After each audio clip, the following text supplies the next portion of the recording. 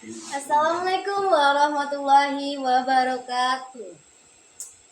Jalan-jalan ke Raja Basa. Ke Raja Basa jumpa nenekku. Perkenalkan, nama saya Ani Fajriatunisa dari SMPN 45 Satap Aku. Bapak Ibu Dewan Juri yang saya hormati, kali ini saya akan bercerita tentang kisah kata dalam tempurung. Di pagi yang cerah, sang kancil berjalan di tepian sungai. Dia berjalan dengan riang sambil bernyanyi. La la la la la. Langkah kancil terhenti melihat tempurung kelapa yang bergerak-gerak. Apa gerangan yang ada di balik tempurung itu ya? Gumam sang kancil. Baru saja ia hendak membuka tempurung itu, tiba-tiba "Kancil!" terdengar suara menyeramkan memanggil namanya. Kancil terkejut, bukan kepalang. Ketika ia menoleh, ternyata harimau sudah berada tepat di belakangnya. Dengan cepat, harimau langsung menerkam si kancil dan kancil pun terjatuh. Suasana sangat mencekam.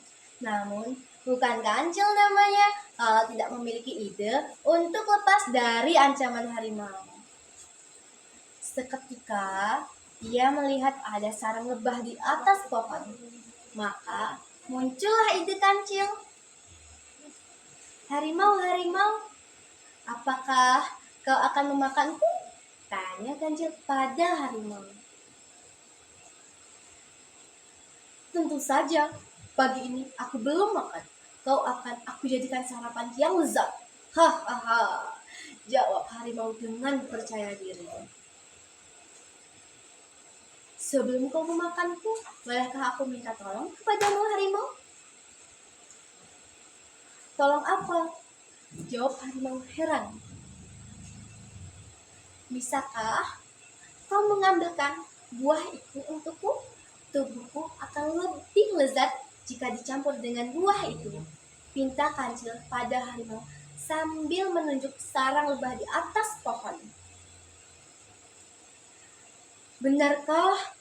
Tapi aku tidak sampai untuk mengambilnya. Buah itu kan tinggi."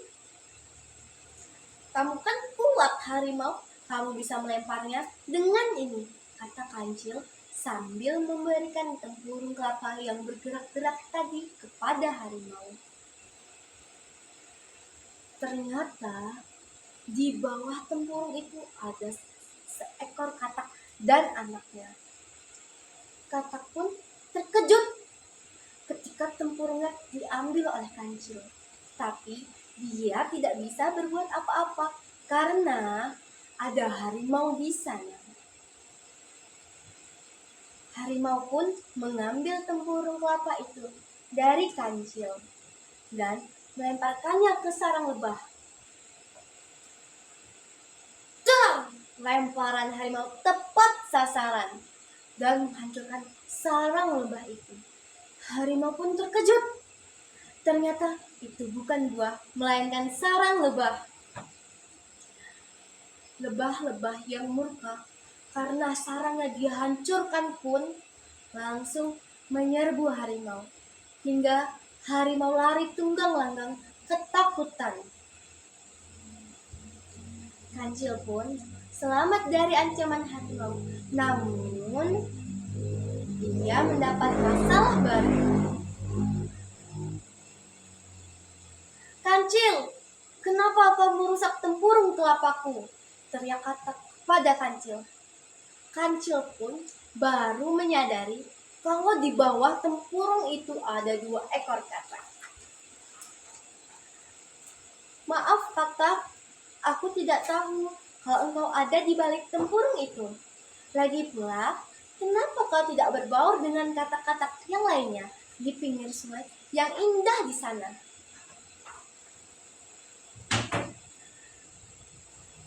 Benarkah? Sahut anak katak dengan semangat. Namun, ayah katak langsung membantah perkataan kancil. Perlu. Aku tidak suka banyak orang. Aku juga tidak perlu dengan mereka. Aku sudah merasa nyaman tinggal di bawah tempurung itu. Dan sekarang tempurung itu sudah kamu hancurkan. Kamu harus menggantinya. Baiklah katak, nanti akan saya ganti. Kamu tunggu di sini, kata kancil sambil berlalu dari hadapan katak. Bolehkah aku ikut? Kata anak katak kepada kancil. Tentu saja boleh, jawab kancil. Ayah, ayo kita ikut kancil mencari tempurung, rayu anak katak pada ayahnya. Namun, ayah katak tetap menolak pergi dari sana. Kalian pergilah, aku mau di sini saja, beristirahat di bawah tempurung kesayanganku, kata ayah katak sambil menarik tempurung kelapa itu yang sudah rusak dan kembali tidur di bawahnya. Kemudian, kancil dan anak katak pergi mencari tempurung kelapa untuk mengganti tempurung kelapa milik ayah katak. Di sepanjang perjalanan, anak katak terheran-heran dan takjub melihat pemandangan hutan, melihat berbagai jenis hewan dan buah-buahan. Selama ini, ia tinggal bersama ayahnya di bawah tempurung sehingga tidak mengetahui isi hutan yang indah karena ia dan ayahnya tidak pernah pergi kemana-mana. Hanya tinggal di bawah tempurung. Akhirnya, kancil dan anak katak tiba di tepi sungai yang sangat indah dan banyak sekali katak yang tinggal di sana. Wow, kata anak katak kagum. Kata katak, bolehkah aku bertanya? Kata kancil pada kawanan katak yang sedang asik bernyanyi di pinggir sungai. Tentu saja kancil, jawab salah satu katak dengan ramahnya. Di manakah aku bisa mendapatkan tempurung kelapa? Setelah berpikir sejenak, katak menunjukkan tempat di mana kancil bisa mendapatkan tempurung kelapa. Sepertinya di sana ada, kata katak sambil menunjuk ke arah kanan sungai kepada kancil. Terima kasih katak. Sama-sama. Akhirnya, kancil dan anak katak mendapatkan tempurung kelapa yang dicari dan kembali menyerupai ayah katak. Ayah katak, ini tempurung pengganti tempurungmu yang rusak. Maaf ya. Ayah, tadi aku melihat sungai yang sangat indah, banyak buah-buahan dan jenis hewan yang ada di hutan ini. Apakah ayah sudah tahu itu? Cerita anak katak dengan semangat kepada ayahnya. Itu tidak penting. Aku lebih suka di sini, di bawah tempurungku yang nyaman, jawab ayah katak. Acuh tak acuh sambil kembali ke bawah tempurung kelapa itu. Ayah, apakah aku boleh bermain di sungai bersama katak-katak yang lain?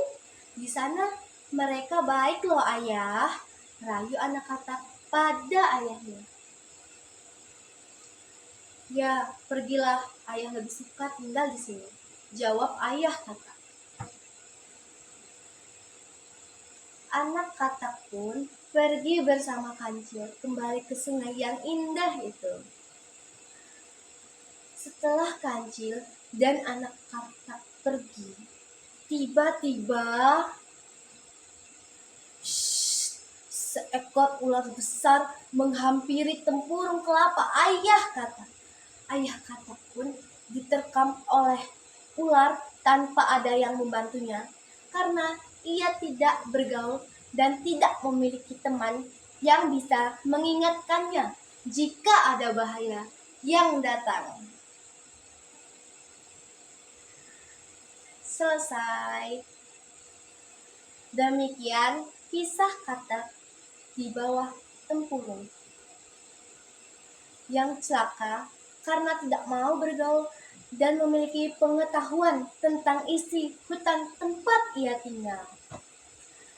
Pesan yang bisa kita ambil dari cerita ini, janganlah kita seperti katak dalam tempurung yang memiliki cakrawala pemikiran yang sempit. Keluarlah dari zona nyamanmu untuk mengetahui lebih banyak pengetahuan baru yang lebih luas. Saya Ani Fajriatunisa, terima kasih. Wassalamualaikum warahmatullahi wabarakatuh.